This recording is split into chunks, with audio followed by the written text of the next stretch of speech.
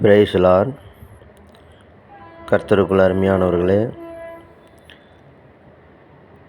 சீனா அதிபர் Xi Jinping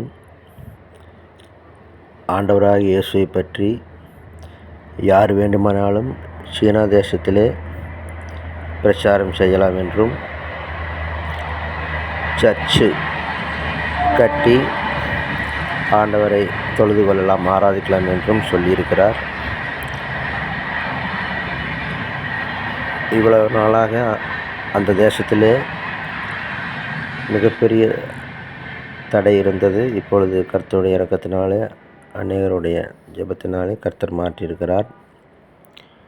நாங்கள் சுவிசேஷம் சொல்லுகிறவர்களை, ஆண்டவருடைய ஊழியம் செய்கிறவர்களை எதுவும் செய்ய மாட்டோம் என்றும், சர்ச்சுகளை இடிக்க மாட்டோம் என்றும், எல்லா விதத்திலும் நாங்கள் உதவியாக இருப்போம் என்றும் சொல்லியிருக்கிறார்.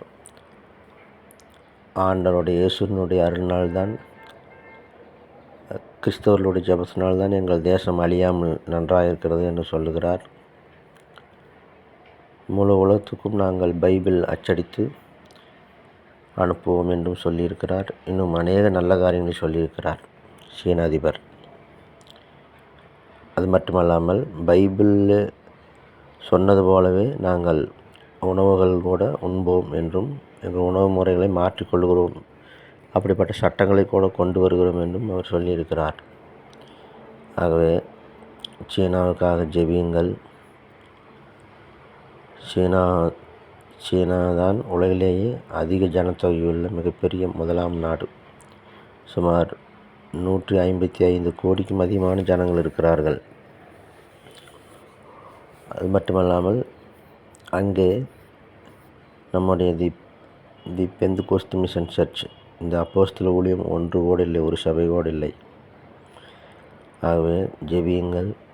கர்த்தர் சுவிசேஷம் சொல்வதற்கு வாசலை திறந்திருக்கிறார். எப்படியாவது ஆண்டவர் சொன்னது போல வருகையின் அடையாளம் நடக்கிறது. இந்த ராஜ்யத்தின் சுவிசேஷம் முழு உலகத்துக்கும் சாட்சியாக அறிவிக்கப்பட வேண்டும். அப்போதுதான் முடிவு வரும்.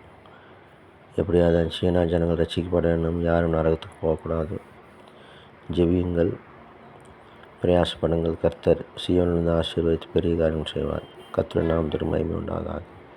இந்த விஷயத்தை ஒருவருக்கொருவர் அறிவித்து உதவி செய்யுங்கள். கர்த்தர் ஸ்தோத்திரம். அல்லேலூயா.